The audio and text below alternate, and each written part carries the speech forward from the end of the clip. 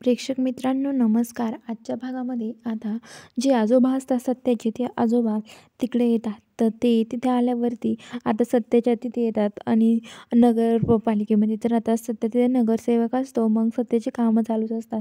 तर आता ते सत्या त्यांना मिसळ आणि ते चुलीवरचं जेवण खाऊ घालतो. तर ते म्हणतो की सत्या तू माझं मन तृप्त केलंस, माझं मन भरलं सत्या, खरंच तू खूप छान जेवण बोलवलं होतं माझ्यासाठी असं म्हणतात. आणि ते आजोबा म्हणतात तुझं ऑफिस पण खूप छान आहे हा सत्या. आणि हे बघ बंड्या, तुला सांगतो मी लहानपणी ना तू असाच हिंडायचा, पण मला नव्हतं वाटलं तू एवढा मोठा नगरसेवक होशील. हा फोटो तर लय मस्त लावला रे तू इथे.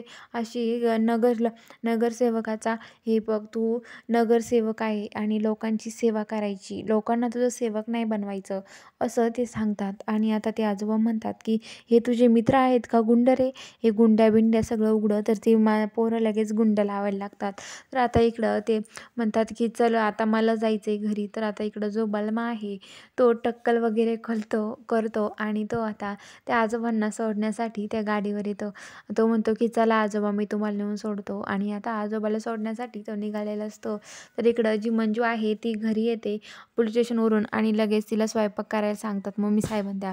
तर आता लगेच जी मंजू आहे ती चुलीवरती स्वयंपाक बनवायला लागते. पाट्यावरती मसाला वाटते, चुलीवरती स्वयंपाक बनवते. सवी तिला मदत करते आणि मंजू सगळं काही स्वयंपाक बनवते. तर आता लगेच मम्मी साहेब म्हणतात की आवर लवकर, अगं येतील ते म्हातारं परत अवघड होईल, जा लवकर आवरून घे. तर आता मंजू आवरतच असते स्वयंपाक. तर आता आजोबा घरी येतात आणि मम्मी साहेब त्यांना जेवायला ताट करून घेऊन जातात आणि म्हणतात की आता मंजूचंच नाव सांगते. तर ते सगळे उभा असतात. तर ते जेवायला बसतात. तर ते आजोबा म्हणतात की काढले का पितळाचे भांडे. तर ते म्हणतात की हो. तर पितळाच्या भांड्यामध्ये जेवायला द्या मला. मग पितळाच्या भांड्यात जेवायला वाढतात आणि आजोबा तोंडात एक घास घालतात.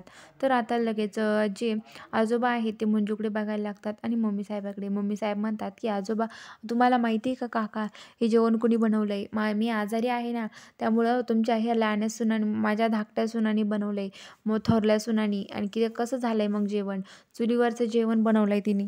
तर आजोबा त्या मंजूकडे बघायला लागतात. तर आता बघूया पुढच्या भागामध्ये आजोबाला आवडेल का मंजूच्या हातचं जेवण, हे बघायला आपल्या चॅनलला सबस्क्राईब करून घ्या.